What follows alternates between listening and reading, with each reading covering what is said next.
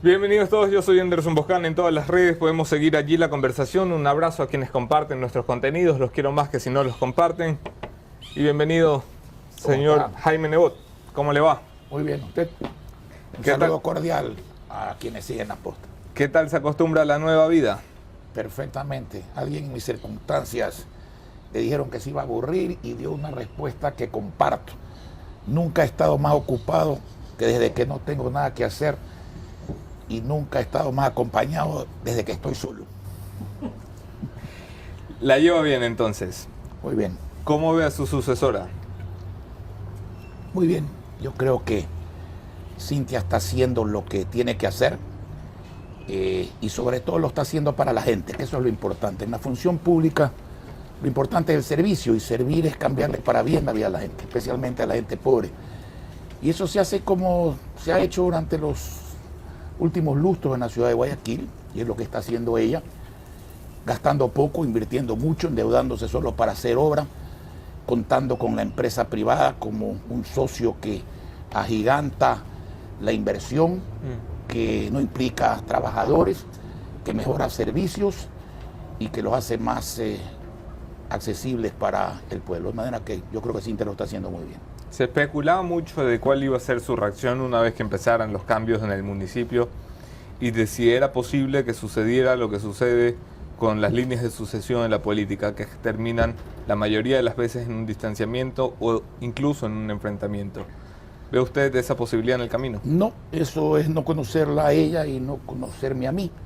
Cintia se formó conmigo y nos llevamos muy bien. Ella tiene sus criterios, yo tengo los míos, normalmente coincidimos. Y si en algo no coincidimos, es el derecho de cada uno, mientras haya respeto. Ella es la alcaldesa, ella es la que decide, yo estoy para ayudar, para colaborar cuando me piden mi opinión. Metido no he sido nunca y no voy a ser a la vez. ¿Le piden constantemente la opinión? De vez en cuando, sí. ¿Sigue al tanto de lo que pasa en el municipio? Sigo al tanto de lo que pasa en la ciudad y en el país, no de lo que pasa en el municipio, ese ya no es mi papel. La alcaldesa se estrenó en un enfrentamiento con el gobierno que llevó a la firma del acuerdo por la seguridad y básicamente al gobierno aceptar la propuesta de Guayaquil en materia de seguridad. Usted estaba del lado de la alcaldesa en esta postura, no lo quisiera llamar enfrentamiento, pero en una postura abierta y directa que se encontraba con la tesis del gobierno. Absolutamente. ¿Cuál era la discrepancia? Absolutamente, y yo creo que ella y yo estamos del lado del pueblo, de un pueblo desesperado en el Ecuador entero, también en Guayaquil, porque el primer derecho de un ser humano, que es el derecho a la seguridad, a la conservación de la vida, de los bienes, etcétera, de la integridad, se haga realidad, y ese derecho hoy día no existe, porque el gobierno, no solo el anterior, tampoco han cumplido con su deber. Entonces, el primer escalón era ampliar algo que ya funcionaba en Guayaquil, la Corporación de Seguridad Ciudadana, hacer un convenio con el 911, y eso tenía una finalidad, ampliar los ojos contra el delincuente. Eso significa prueba, significa logística, significa una ayuda. Pero se quiso cambiar por parte de la ministra de Gobierno los términos, y cuando no se firmó, todos coincidimos en que era la oportunidad para exigir el gran salto. Porque si no hay política de Estado en materia de seguridad y si no se derogan las leyes prodelincuenciales, no habrá seguridad. Por más cámaras que existan que prueben los delitos, por más presos que existan cuando la policía los entrega a la justicia, ¿de qué sirve eso si jueces y fiscales se burlan de los ciudadanos y del esfuerzo de la policía? Si el Consejo de la Judicatura no sanciona con la destitución a esos malos jueces y malos fiscales, no generalizo, hay de los buenos y bastantes, y si en la Asamblea no se trata la derogatoria de todas esas mecánicas perversas a favor de la delincuencia, y si el presidente de la República no las compone con el veto como colegislador cuando tiene la oportunidad. Eso es lo que se ha firmado, y más aún, la alcaldesa da un paso adicional, demandar, como dice el convenio firmado, que mucha gente lo interpreta como lo anterior, se quedaron en la explicación de las cámaras. Hoy está exigiendo que se integren efectivamente a cumplir con lo que dice el macro convenio, la presidenta del Consejo de la Judicatura, presidenta de la Corte Nacional de Justicia y la señora fiscal. Si no hay esa integración, no va a haber seguridad, y si en la Asamblea no se tratan las leyes que deben tratarse para desmontar esta sistemática actuación prodelincuencial, si el presidente no vota y no veta de acuerdo como lo tiene que hacer, entonces no hay seguridad. Eso es lo que está demandando. Antes de entrar al detalle de las causas y consecuencias, hay quienes veían en esta postura abierta de confrontación abierta o de enfrentamiento con el gobierno, veían una oportunidad política para el socialcristianismo de decir, bueno, arrancamos la campaña con una bandera política que siempre le ha venido bien al socialcristianismo, como es la seguridad. Es una bandera política en la que se sienten cómodos, es una forma de enfrentarse al gobierno y es una forma de estrenar la campaña. Eso no es cierto. Nuestra posición dura, respetando los derechos humanos del delincuente que los tiene, pero respetando también los derechos humanos de la colectividad que no tiene por qué sufrir lo que está sufriendo. Siempre hemos estado en esa posición. Hay quienes todo lo ven políticamente. Es como mi posición, por ejemplo, frente a la posibilidad de aborto de una mujer violada. Si usted lee mis entrevistas, si usted lee el libro Primero la Gente de hace 23 años, ahí está mi posición. Sí. Nosotros somos coherentes con las cosas. No es por política que se defiende la vida humana. No es por política que se exigen las cosas.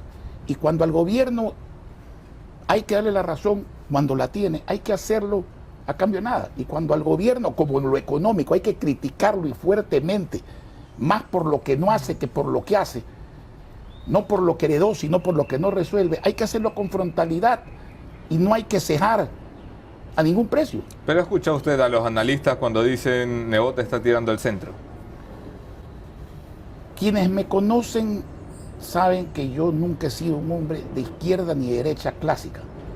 Yo tengo una ideología, la he tenido toda mi vida, la ideología de la prosperidad, la del éxito, si ese éxito es servir a la gente y especialmente a los pobres.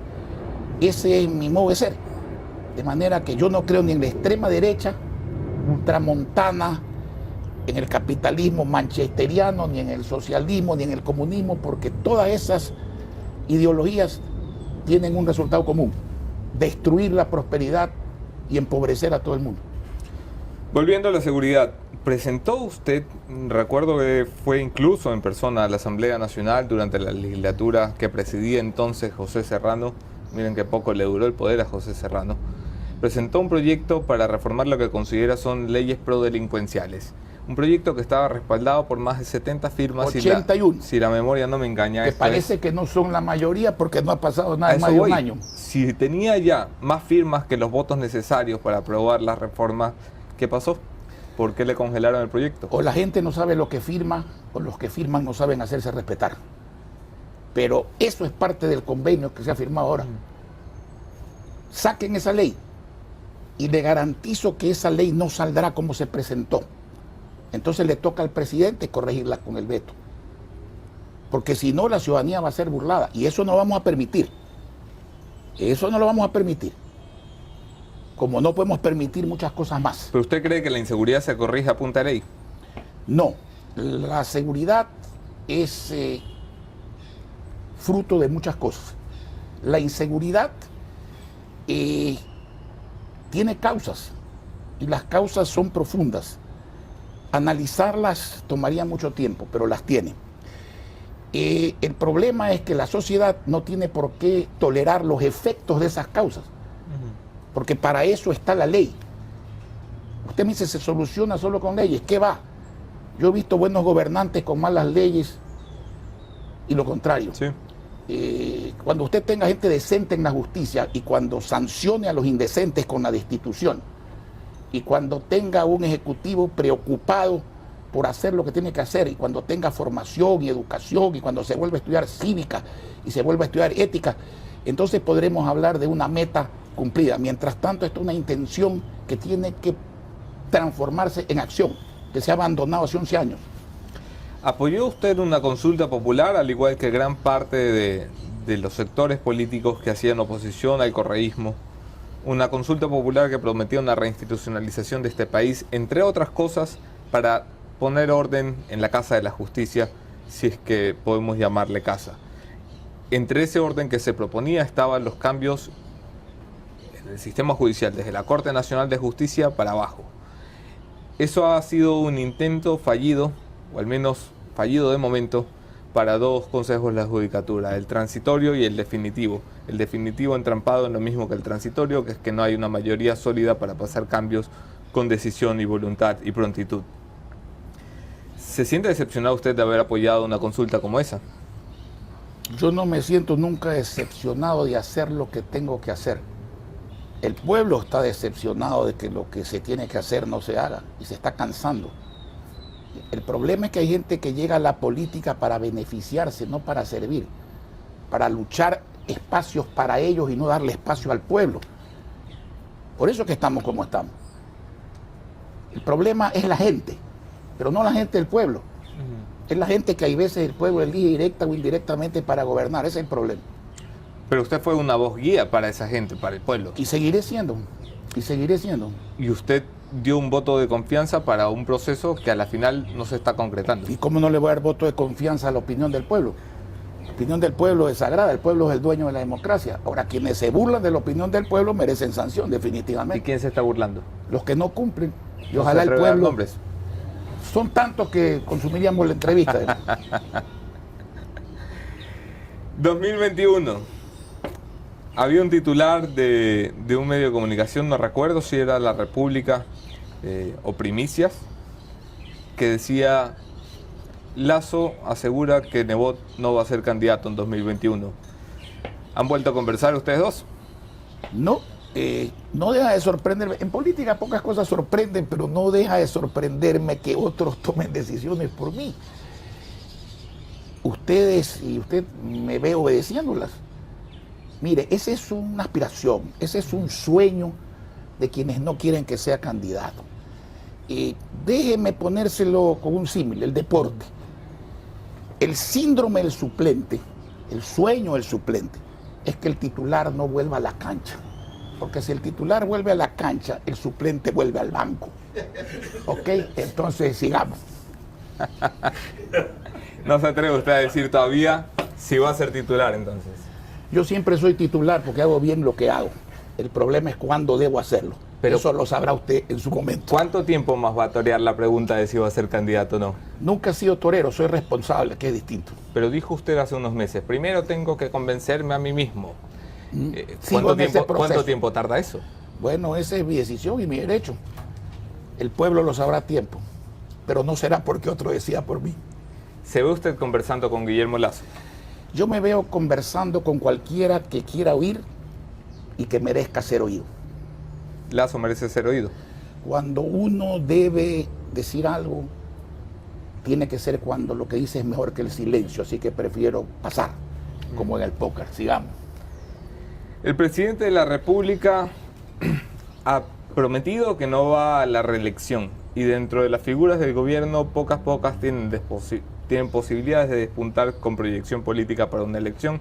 Entre esas pocas, según las mismas fuentes de gobierno, están el vicepresidente Otto Sonnenholzner y la ministra María Paula Romo. ¿Le ve usted posibilidad al gobierno de continuar, de merecerse una sucesión? ¿Usted le ve ganándose una elección al gobierno? Yo no opino sobre decisiones ajenas. Si usted me pregunta si alguien del gobierno tiene chance a ganar una elección, con franqueza lo veo muy remoto.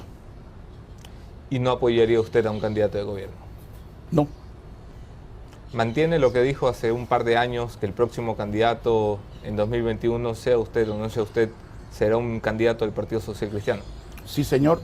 Y no le diremos chimbador a los que hagan lo propio, porque tienen derecho a representar lo que representan. Nosotros somos coherentes. ¿Está usted consciente que el Partido Social Cristiano ha tenido una gran elección este año? No. Que no es el Partido Social Cristiano. A los 20 años recorrí el país y en 14 días, porque dediqué los jueves y los viernes de 7 semanas a hacerlo fuera de la provincia del Guayas, visité 52 ciudades, ganamos 45 alcaldías.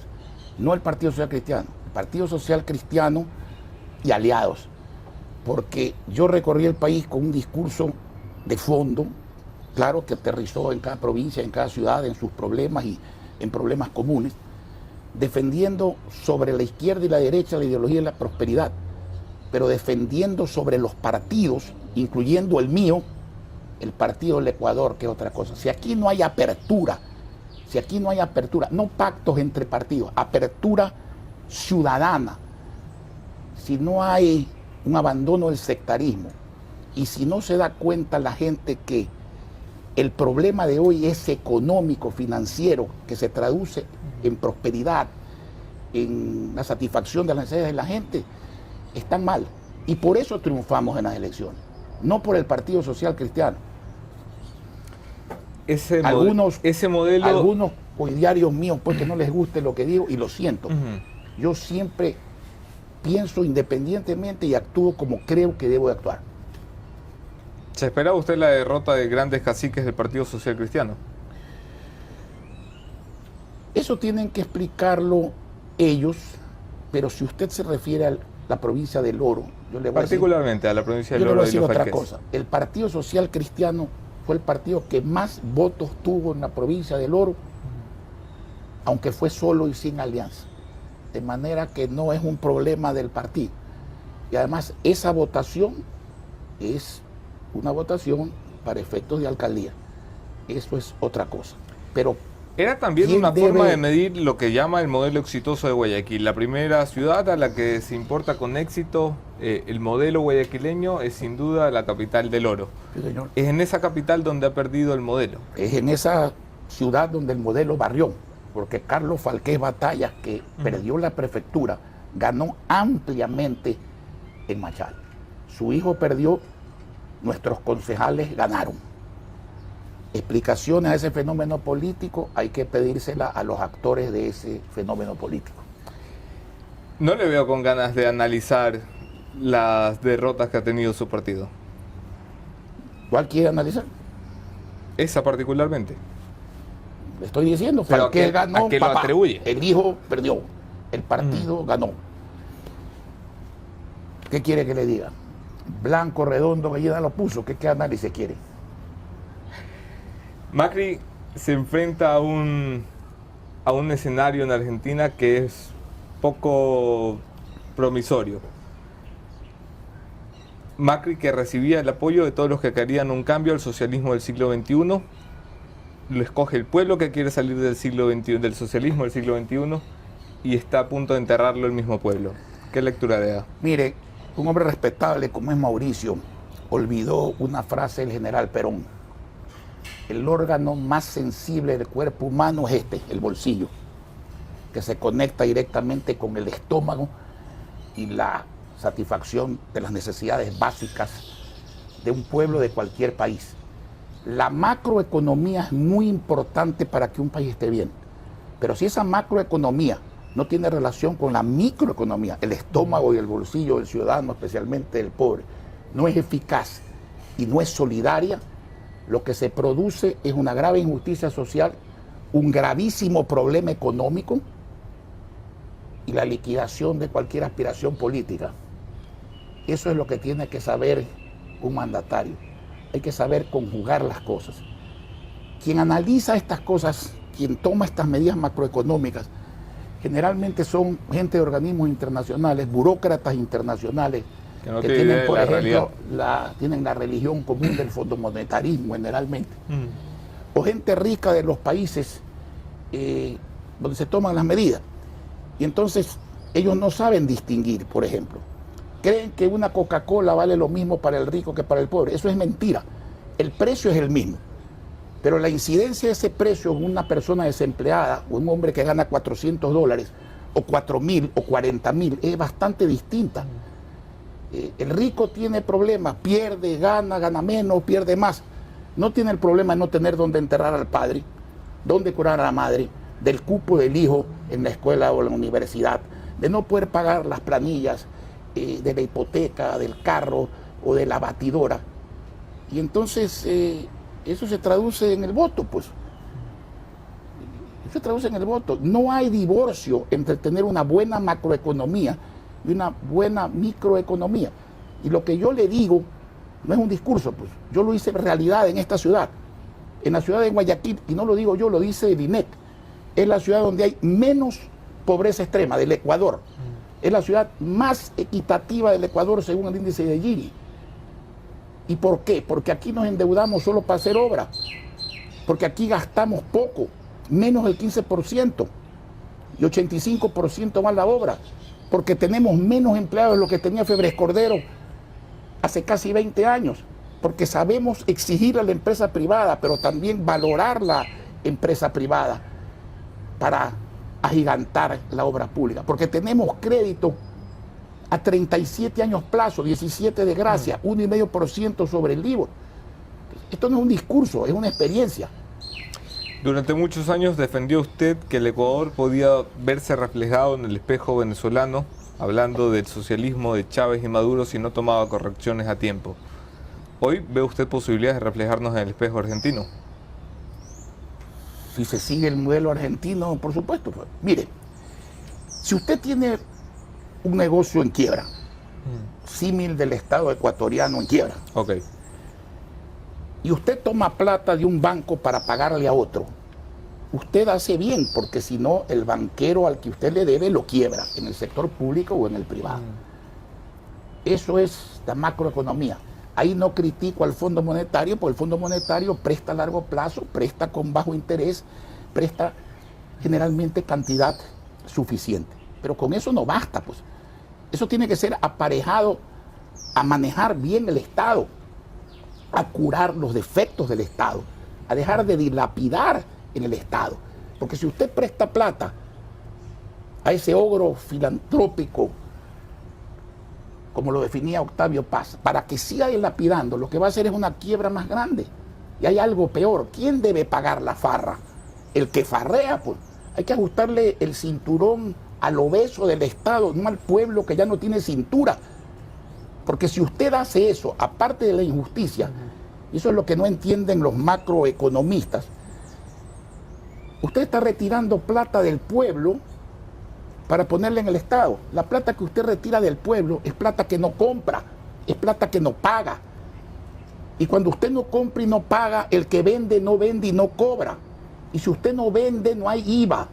Y si usted no gana, no hay impuesto a la renta. Y si no hay eso, no hay recaudaciones. Este es un mensaje para los que creen que subiendo los impuestos se aumentan las recaudaciones. Eso es como cuando usted se está ahogando y en vez de tirarle una boya de balsa, le tiran una boya de cemento. Lo acusan mucho en Carondelet de jugar a la demagogia con eso. Y dicen, el socialcristianismo ha dicho que no va a apoyar una subida, por ejemplo, del IVA o de cualquier otro impuesto. Nunca. Quieren plata para arreglar los problemas, pero no quieren subir los impuestos para recaudar la plata. Es lo que dicen en Carondelet. Es que hay otra forma de arreglar los problemas, pues. Por ejemplo. Elimine la farra, pues. Es que hay dos formas de fondear el Estado. La una es sacarle plata al pueblo, que es lo que ellos sostienen, para que el Estado siga farreando. Y la otra es dejarle la plata al pueblo para que siga progresando y quitarle la plata al Estado, impidiendo que farree. Eso no es demagogia. Demagogia es la otra, que además es imbecilidad, perdónenme la expresión. Y no es mía la expresión, es de Einstein, que dijo, el imbécil es el que cree que en la vez número 21 funciona lo que no ha funcionado en las 20 veces anteriores. No es un insulto. ¿Por dónde llevaría usted una reforma económica en este país, entendiendo que usted no es presidente ni gobierno, pero es líder de una facción política con voz y peso en el Parlamento? No soy líder de nada, yo soy un administrador con experiencia. ¿No lidera usted al socialcristianismo? No, ese es un título que yo no me lo otorgo como otros. Sí, pero no se lo otorga, pero no lo evite. Bueno, yo hago lo que tengo que hacer, que me califiquen como quiera. ¿Qué haría yo? Hacer que el Estado deje de farrear, renegociar la deuda, saber que el Estado de antes, millonario y gastador, ya no existe y que por lo tanto hay que apuntarle a la empresa privada por la vía de concesiones, no de vender las empresas del Estado, no de privatizar las insignias del Estado, sino de cederlas en concesión para que produzcan plata al Estado y buenos y servicios y baratos. Lo que se está planteando. Y tienen años planteándolo y ni uno ejecutándolo. Y reformar la seguridad social. Vea, más de 1/5 parte de los salarios de todos los ecuatorianos, del sector público y privado, va al IES. Yo tengo 73 años, más de 50 de ser afiliado al IES. ¿Sabe lo que yo tengo en el IES? Cero. Lo que tengo quizás es la millonésima parte que me toca de la cartera del BIES, que tiene garantía hipotecaria de los pobres, que son los únicos que pagan. El resto ha desaparecido. Aquí la seguridad social es un impuesto al salario y ni siquiera es un impuesto que sirve para beneficiar al pueblo. El producto del impuesto va al inodoro de la farra. ¿Y cómo se arregla eso? ¿Cómo se arregla? Como se ha arreglado en más de 30 países del mundo. ¿Se privatiza? No, yo no estoy a favor de la privatización del seguro. Porque la prevención social debe ser obligatoria por parte del Estado, porque la gente no es previsiva, no ahorra. Pero dígame, cuando usted deposita plata en un banco, ¿usted le toleraría a ese banco privado que no le rinda cuentas, que no le diga qué interés ha ganado, dónde está su plata, qué inversiones ha hecho a su nombre, si usted le ha autorizado? ¿Y por qué no le reclama eso al BIES, que es el banco del Estado, cuando no le da a usted ninguna información? Y déjeme decirle dos cosas. La primera, yo no veo qué hace el empresario y el gobierno metido en el seguro social. Eso es un criterio paternalista de vivos, que sostienen que los trabajadores son torpes y que no saben cómo administrar su plata. Pero resulta que todos aportamos al seguro. Y la plata es de los trabajadores, de los que aportamos, no de los empresarios. Y peor del gobierno para saquear el seguro social como lo ha hecho ahora. Ese es un punto. Y el otro punto, coja usted otros países. Usted recibe mes a mes información. ¿Dónde está su plata? ¿Dónde está el seguro de cesantía? ¿Cómo se invierte en los fondos? Y eso produce riqueza individual para el aportante, riqueza colectiva porque la plata se invierte en la economía. Chile tiene 250.000 millones de dólares de la gente pobre invertida en su economía. Eso es capitalismo social. Eso es el verdadero socialismo. Eso es hacer que los pobres progresen. Crece el país, viene la inversión, aumenta la recaudación, se beneficia el Estado. Eso es lo que hay que hacer aquí. No hay más que esas cuatro cosas que hacer. El resto, mi amigo, con el respeto a los señores que nos ven, es paja. ¿Por qué seguimos dándole y dándole vueltas a la paja? No sé, pues serán los pajeros, pues no somos todos. Acuerdo legislativo. No participa el Partido Social Cristiano de eso. ¿Por qué? Porque las leyes que se quieren hacer no son convenientes. Cuando son convenientes, no es que participamos, votamos como tiene que ser. ¿Le tiene miedo a los pactos ahora? ¿Qué es para usted un pacto? Un acuerdo. Nuestro acuerdo es permanentemente con el pueblo. Y no tenemos miedo de decir que cuando el gobierno, quien sea el gobierno, propone algo conveniente al pueblo, ahí está nuestro voto. Y cuando es inconveniente, no está nuestro voto. Nosotros no estamos ahí para ser gobernadores, para tener presidencias de comisión. No, señor. Estamos ahí para hacer lo que hay que hacer. Decían que no buscaban presidencias de comisión, pero en cuanto tuvieron oportunidad pelearon una. Ese no fue una posición del partido y fue más bien un acuerdo de ciertas personas para demostrar que el pacto que habían hecho ni siquiera funcionaba. Más allá de que es un derecho de los legisladores tener una comisión, pero al partido a nosotros no nos interesa eso. Nunca nos ha interesado. Dígame qué social cristiano tiene un puesto en este gobierno. Portero, aunque sea, dígame uno, un hombre, en alguna provincia. Bueno, yo podría darle varios nombres de otros en todas las provincias. ¿Ah, sí? Sí. Comience ya, después nos quedamos ahí. Se lo mando por escrito si quiere, no tengo ningún problema. Después nos quedamos conversando. Ah, ese es otro problema. ¿No siente que ha sido muy condescendiente la política con Lenín Moreno? No. La clase política. Bueno, todo se le ha perdonado. Bueno, es que recibió un país en crisis. Bueno, es que todo era muy malo. Bueno, es que Correa era peor. Usted no puede negarle méritos a Moreno. Moreno es un hombre tolerante. Yo creo que es demócrata.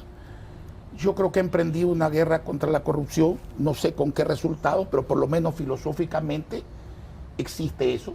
Creo que se alejó del socialismo del siglo XXI y más claramente del madurismo. Sí. Porque yo hago diferencia.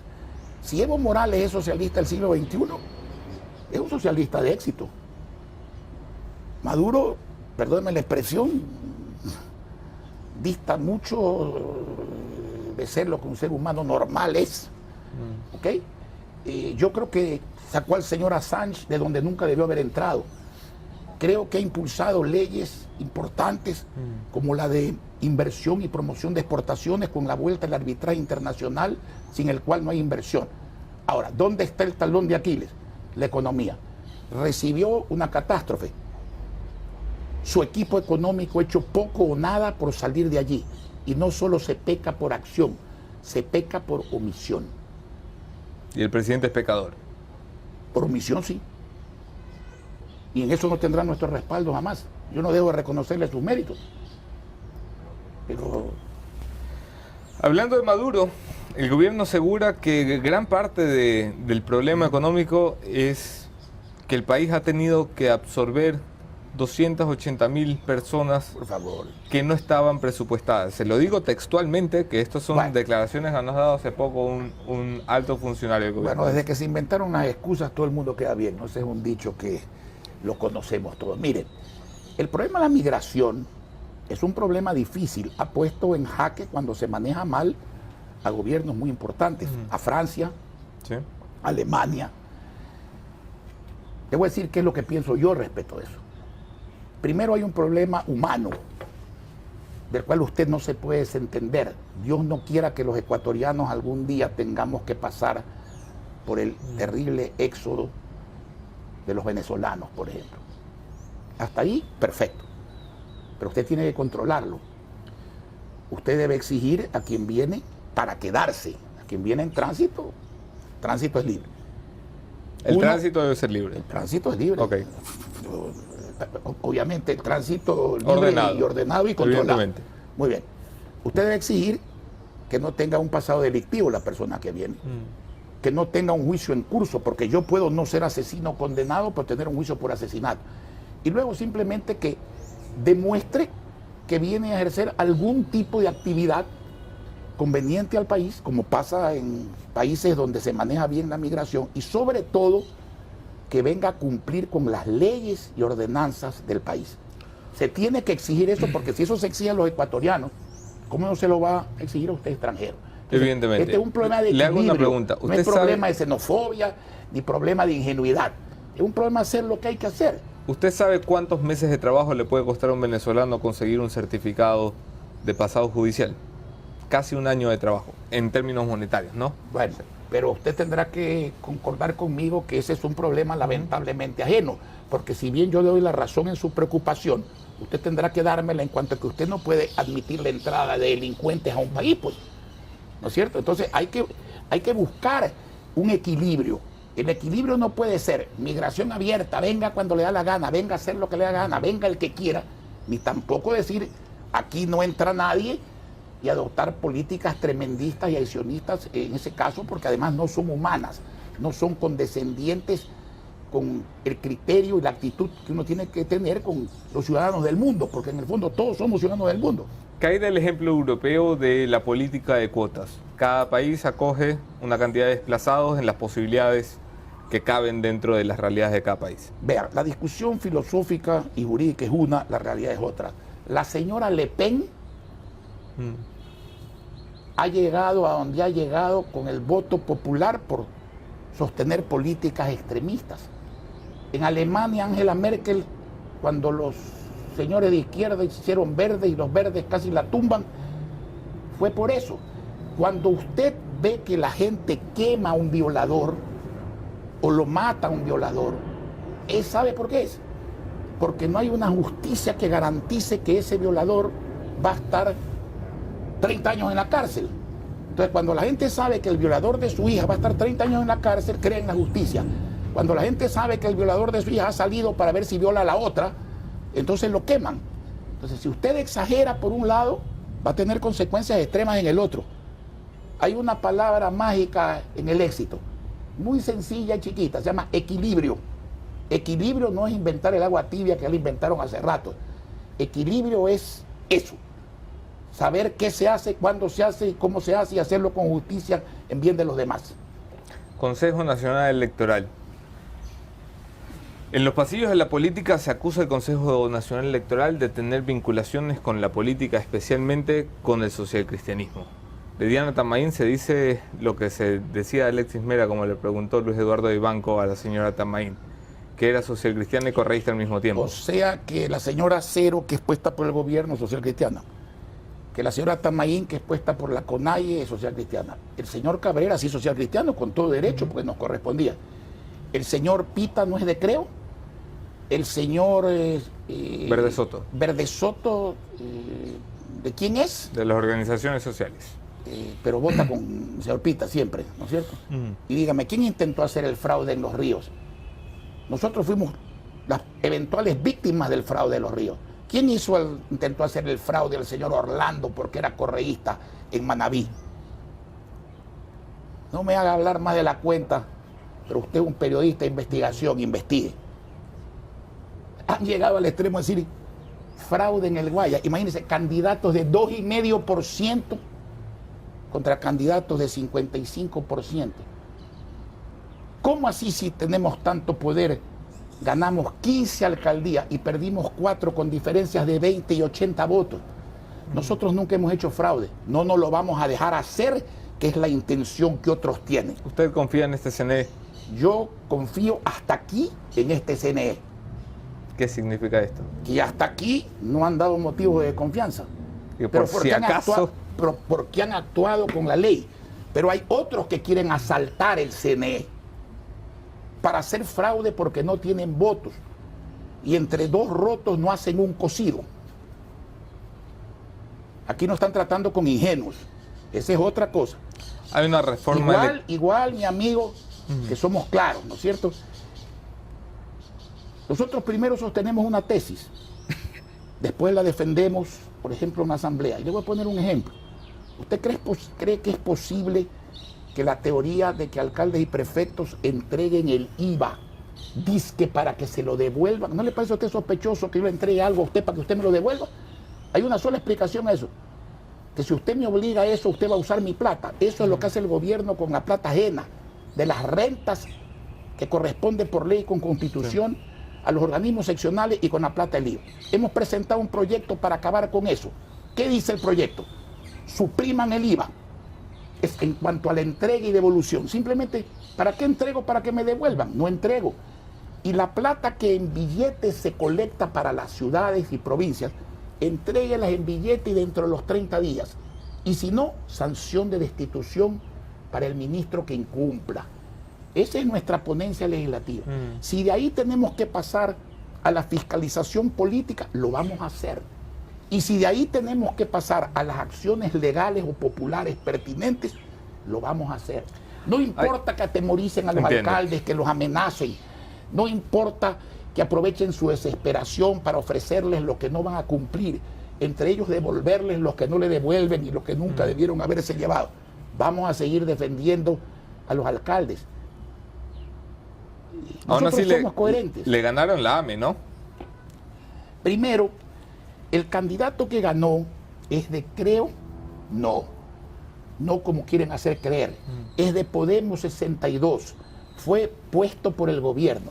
Segundo, no confunda ganar con perjudicar. Ser parte de minoritaria, comparsa, peón de una alianza para amenazar alcaldes, para perjudicar alcaldes y poblaciones, no es ganar. En todo caso, si por ahí hay alguien en ese grupo de apellido pírrico, digamos que es una victoria pírrica. Pero eso no es lo que quieren los alcaldes, ni lo que piensan los alcaldes. Eso no es lo que quiere el pueblo, ni lo que piensa el pueblo.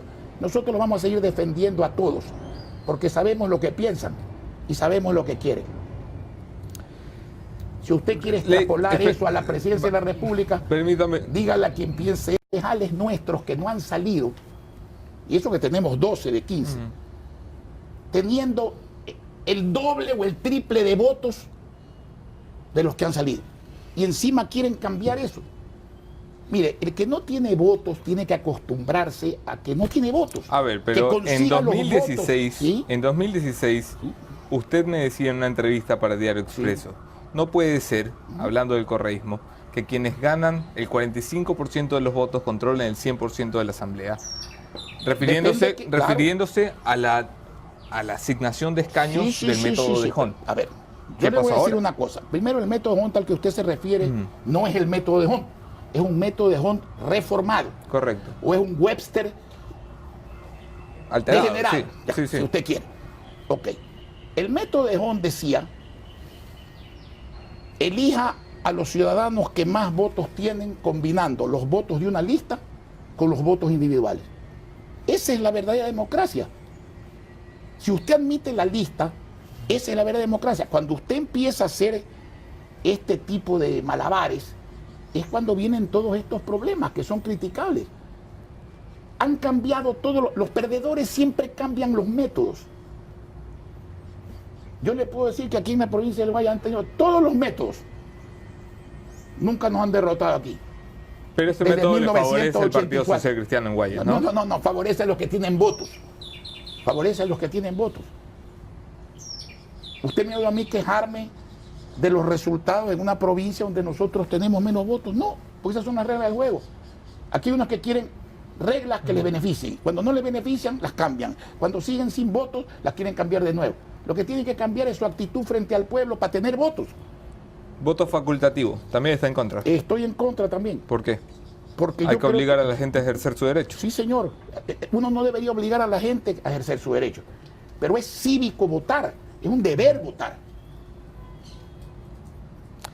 Solo hay dos países en América del Sur que mantienen el voto. Los dos están pegados a la corriente del populismo, Ecuador y la Hay Argentina. 5 países en el mundo, entre ellos Haití y el Ecuador, que mantienen que la mujer violada, cuando decide abortar, debe ir a la cárcel.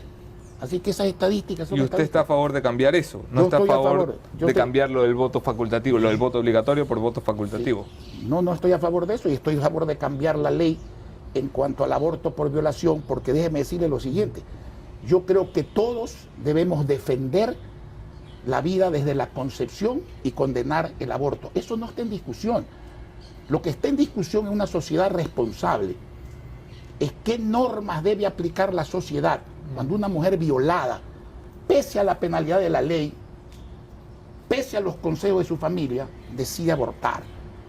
Entonces tiene usted dos alternativas: o la manda a la cárcel o reforma la ley.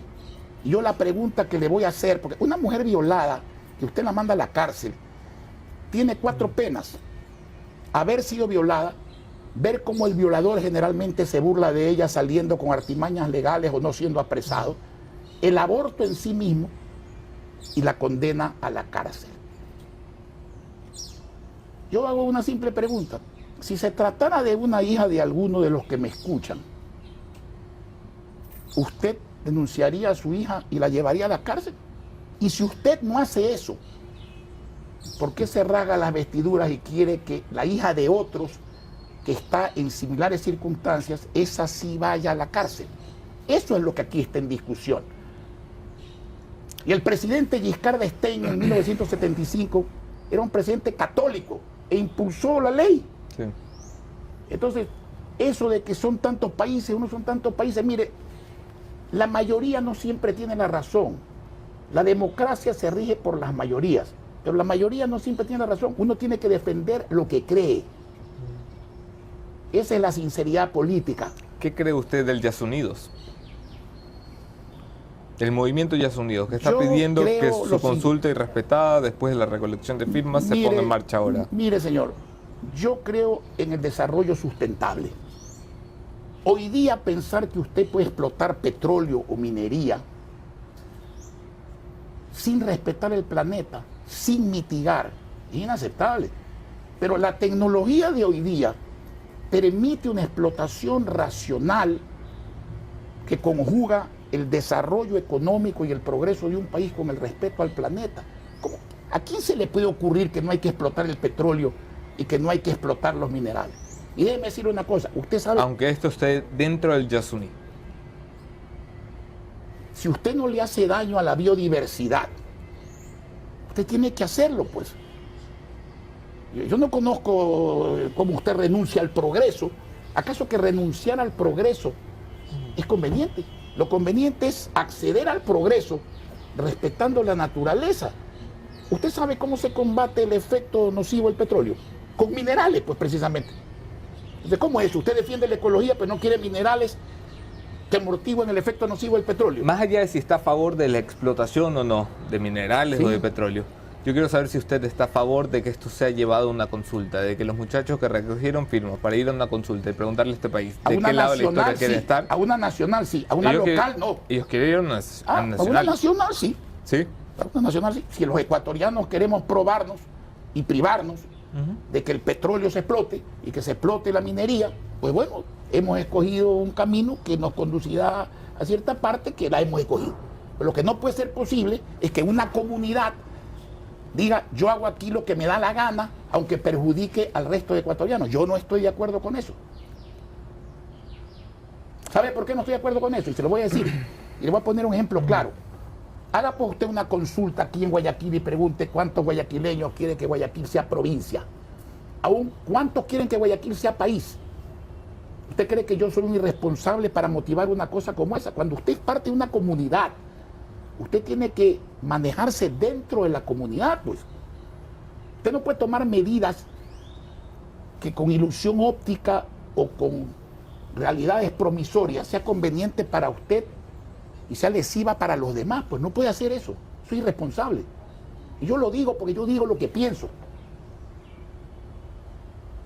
De aquí al 2021, el gobierno ha empezado ya a ver el calendario y a tratar de contar los días para llegar al 24 de mayo del Calendario pasa aunque 2021. usted no lo vea. Pero esto lo quieren ver, se lo aseguro. Bueno, que lo vean entonces. ¿Cuáles son las prioridades para este país? Hacer lo que hay que hacer lo más rápido posible. Y le vuelvo a decir, usted no puede tardar de cortar la dilapidación del Estado. Usted no puede tardar en renegociar la deuda como la debe renegociar y separar la deuda china, que tiene que tener otro tratamiento, porque usted no puede tratar a los chinos como trata a los acreedores normales. Usted tiene que generar confianza en la empresa privada nacional e internacional para que invierta. No privatizar, concesionar, que es una cosa muy distinta. Y usted tiene que empezar a devolverle a la gente ese ahorro interno, que es esa quinta parte de su salario, dándole confianza para que le invierta en el país, beneficiando al país y beneficiándose a sí mismo. Eso no debe tardar.